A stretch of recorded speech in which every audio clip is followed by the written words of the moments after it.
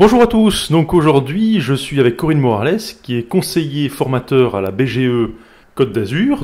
On va évoquer les subventions AGEFIP. Alors, ce sont des subventions qui sont destinées à des personnes reconnues travailleurs handicapés et qui, dans le cadre de leur projet de création d'entreprise, peuvent prétendre à une subvention. Mais est-ce que tu peux nous en dire plus ? On est le référent, on va dire, le plus doté au niveau de nombre de dossiers sur le territoire pour financer, dans le cadre de la subvention, à hauteur de 6 300 € des personnes reconnues travailleurs handicapés. Comment ça marche ? Donc il faut être demandeur d'emploi reconnu travailleur handicapé. J'ai un projet d'entreprise, je viens vous voir et à partir de ce moment-là, j'ai droit à une subvention, c'est ça ? Alors, tu es éligible en fait à une subvention qui est proposée par l'AGEFIP.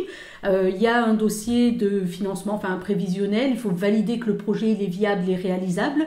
Il faut que tu remplisses quelques conditions administratives avec la RQTH, il y a plein de papiers administratifs à fournir. Et à partir du moment où les conditions sont remplies, effectivement, tu peux bénéficier de la seule quasiment subvention qui continue à exister en création d'entreprise, qui est celle de l'AGEFIP.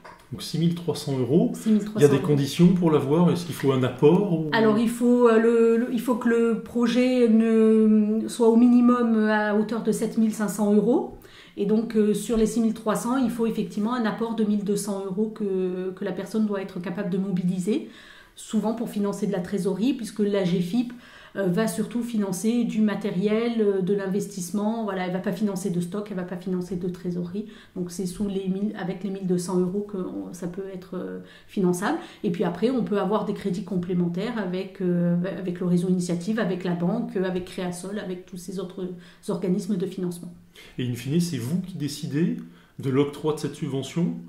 Alors en fait, c'est nous qui montons tout le dossier, qui mettons toutes les informations sur la plateforme, et puis il y a à l'AGEFIP une personne qui revalide quelque part les dossiers, mais si nous on a donné notre aval, sauf une pièce administrative qui pourrait manquer à un moment donné, ou une personne qui a déjà bénéficié de l'AGEFIP, et ça nous on ne pourra pas le vérifier.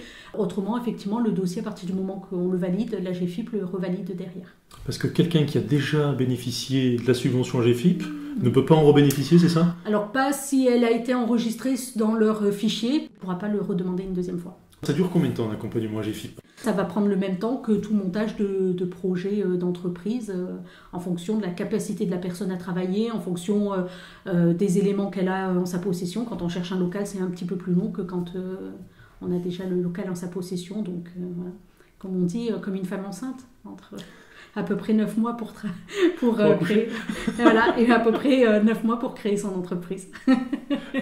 C'est comme ça.